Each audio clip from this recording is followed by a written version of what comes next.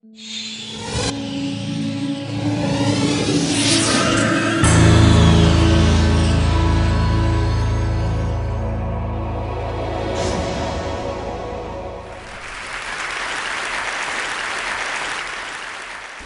do you explain when things don't go as we assume? Or better, how do you explain when others are able to achieve things that seem to defy all of the assumptions? For example, why is Apple so innovative? Year after year after year after year, they're more innovative than all their competition. And yet, they're just a computer company. They're just like everyone else. They have the same access to the same talent, the same agencies, the same consultants, the same media. Then why is it that they seem to have something different? Why is it that Martin Luther King led the civil rights movement? He wasn't the only man who suffered in a pre-civil rights America, and he certainly wasn't the only great orator of the day. Why him?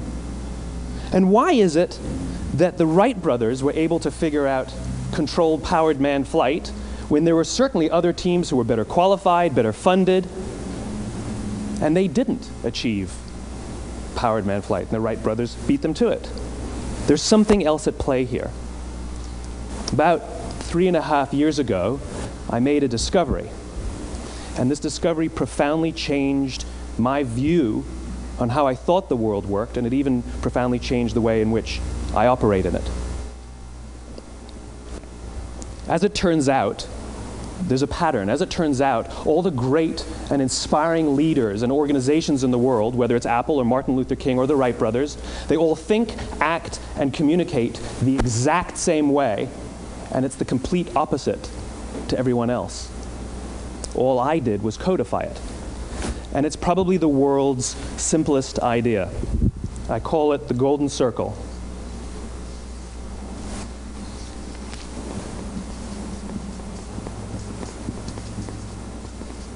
Why, how, what? This little idea explains why some organizations and some leaders are able to inspire where others aren't. Let me define the terms really quickly. Every single person, every single organization on the planet knows what they do, 100%. Some know how they do it, whether you call it your differentiating value proposition or your proprietary process or your USP. But very, very few people or organizations know why they do what they do. And by why, I don't mean to make a profit. That's a result. It's always a result. By why, I mean what's your purpose? What's your cause? What's your belief? Why does your organization exist? Why do you get out of bed in the morning? And why should anyone care? Well, as a result, the way we think, the way we act, the way we communicate is from the outside in. It's obvious. We go from the clearest thing to the fuzziest thing. But the inspired leaders and the inspired organizations, regardless of their size, regardless of their industry, all think, act, and communicate from the inside out. Let me give you an example. I use Apple because they're easy to understand and everybody gets it. If Apple were like everyone else, a marketing message from them might sound like this. We make great computers. They're beautifully designed, simple to use, and user-friendly. Want to buy one? Meh. And that's how most of us communicate. That's how most marketing is done, that's how most sales is done, and that's how most of us communicate interpersonally. We say what we do, we say how we're different or how we're better, and we expect some sort of behavior, a purchase, a vote, something like that. Here's our new law firm. We have the best lawyers with the biggest clients. We have, we always perform for our clients, do business with us. Here's our new car. It gets great gas mileage. It has, leather seats. Buy our car. But it's uninspiring. Here's how Apple actually communicates. Everything we do, we believe in challenging the status quo. We believe in thinking differently. The way we challenge the status quo is by making our products beautifully designed, simple to use, and user-friendly. We just happen to make great computers. Want to buy one? Totally different, right? You're ready to buy a computer from me. All I did was reverse the order of the information. What it proves to us is that people don't buy what you do, people buy why you do it. People don't buy what you do, they buy why you do it. This explains why every single person in this room is perfectly comfortable buying a computer from Apple. But we're also perfectly comfortable buying an MP3 player from Apple, or a phone from Apple, or a DVR from Apple. But as I said before, Apple's just a computer company. There's nothing that distinguishes them structurally from any of their competitors. Their competitors are all equally qualified to make all of these products. In fact, they tried. A few years ago, Gateway came out with flat screen TVs. They're eminently qualified to make flat screen TVs. They've been making flat screen monitors for years. Nobody bought one. And Dell came out with MP3 players and PDAs. And they make great quality products, and they can make perfectly well-designed products, and nobody bought one. In fact, talking about it now, we can't even imagine buying an MP3 player from Dell. Why would you buy an MP3 player from a computer company? But we do it every day. People don't buy what you do, they buy why you do it. The goal is not to do business with everybody who needs what you have. The goal is to do business with people who believe what you believe. Here's the best part. None of what I'm telling you is my opinion. It's all grounded in the tenets of biology, not psychology, biology. If you look at a cross-section of the human brain, looking from the top down, what you see is the human brain is actually broken into three major components that correlate perfectly with the golden circle. Our newest brain, our Homo sapien brain, our neocortex, corresponds with the what level. The neocortex is responsible for all of our rational and analytical thought and language. The middle two sections make up our limbic brains, and our limbic brains are responsible for all of our feelings, like trust and loyalty. It's also responsible for all human behavior, all decision-making, and it has no capacity for language. In other words, when we communicate from the outside in, yes, people can understand vast amounts of complicated information like features and benefits and facts and figures. It just doesn't drive behavior. When we communicate from the inside out, we're talking directly to the part of the brain that controls behavior, and then we allow people to rationalize it with the tangible things we say and do. This is where gut decisions come from. You know, sometimes you can give somebody all the facts and your figures, and they say, I know what all the facts and details say, but it just doesn't feel right. Why would we use that verb? It doesn't feel right. Because the part of the brain that controls decision-making doesn't control language. And the best we can muster up is, I don't know, it just doesn't feel right. Or sometimes you say you're leading with your heart or you're leading with your soul. Well, I hate to break it to you, those aren't other body parts controlling your behavior. It's all happening here in your limbic brain, the part of the brain that controls decision-making and not language. But if you don't know why you do what you do, and people respond to why you do what you do, then how will you ever get people to vote for you or buy something from you, or more importantly, be loyal and want to be a part of what it is that you do? Again, the goal is not just to sell people who need what you have. The goal is to sell to people who believe what you believe. The goal is not just to hire people who need a job. It's to hire people who believe what you believe. I always say that, you know, there's, if you hire people just because they can do a job, they'll work for your money. But if you hire people who believe what you believe, they work for you with blood and sweat and tears. And nowhere else is there a better example of this than with the Wright brothers. Most people don't know about Samuel Pierpont Langley. And back in the early 20th century, the pursuit of powered man flight was like the dot-com of the day. Everybody was trying it. And Samuel Pierpont Langley had what we assume to be the recipe for success. I mean, even now, you ask people, why did your product or why did your company fail? And people always give you the same permutation of the same three things. Undercapitalized, the wrong people, bad market conditions. It's always the same three things. So let's explore that. Samuel Pierpont Langley was given $50,000 by the War Department to figure out this flying machine. Money was no problem. He held a seat at Harvard and worked at the Smithsonian and was extremely well connected. He knew all the big minds of the day. He hired the best minds money could find, and the market conditions were fantastic. The New York Times followed him around everywhere, and everyone was rooting for Langley. And how come we've never heard of Samuel Pierpont Langley? A few hundred miles away in Dayton, Ohio, Orville and Wilbur Wright. They had none of what we consider to be the recipe for success. They had no money. They paid for their dream with the proceeds from their bicycle shop. Not a single person on the Wright brothers' team had a college education, not even Orville or Wilbur. And the New York Times followed them around nowhere. The difference was Orville and Wilbur were driven by a cause, by a purpose, by a belief. They believed that if they could figure out this flying machine, it'll change the course of the world. Samuel Pierpont Langley was different. He wanted to be rich, and he wanted to be famous. He was in pursuit of the result. He was in pursuit of the riches. And lo and behold, look what happened. The people who believed in the Wright brothers' dream worked with them with blood and sweat and tears. The others just worked for the paycheck. And they tell stories of how every time the Wright brothers went out, they would have to take 5 sets of parts because that's how many times they would crash before they came in for supper. And eventually, on December 17th, 1903, the Wright brothers took flight. And no one was there to even experience it. We found out about it a few days later. And further proof that Langley was motivated by the wrong thing, the day the Wright brothers took flight, he quit.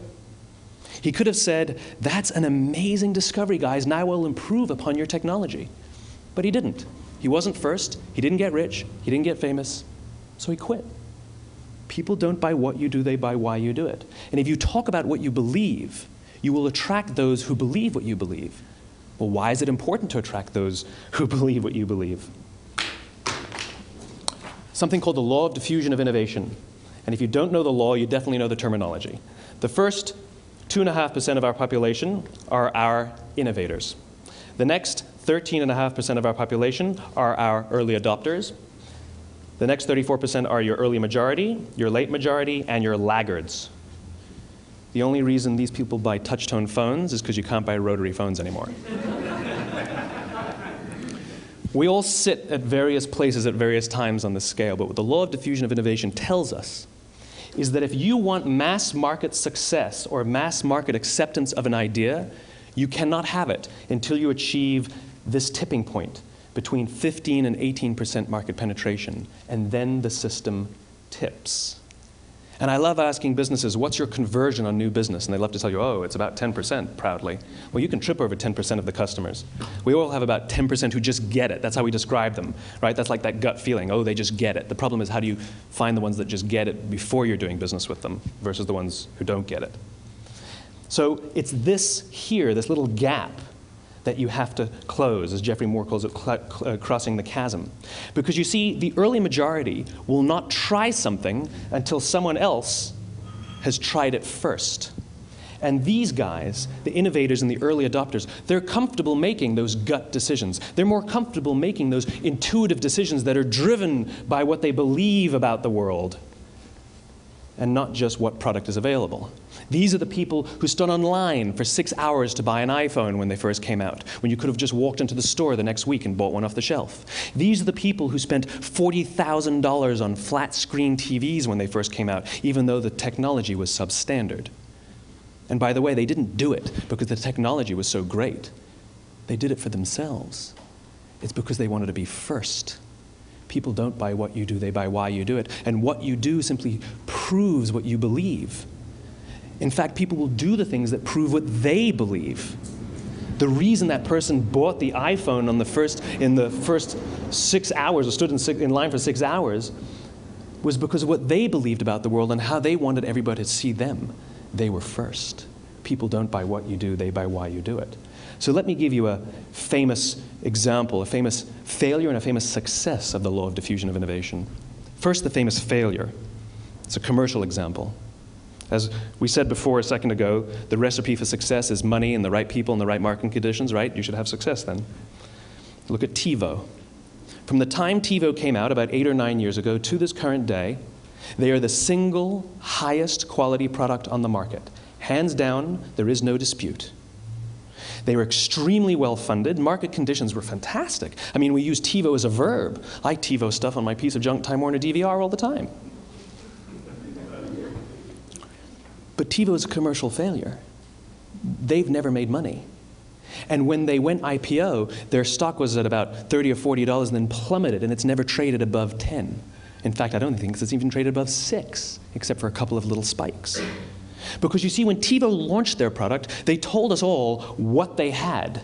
They said, we have a product that pauses live TV, skips commercials, rewinds live TV, and memorizes your viewing habits without you even asking.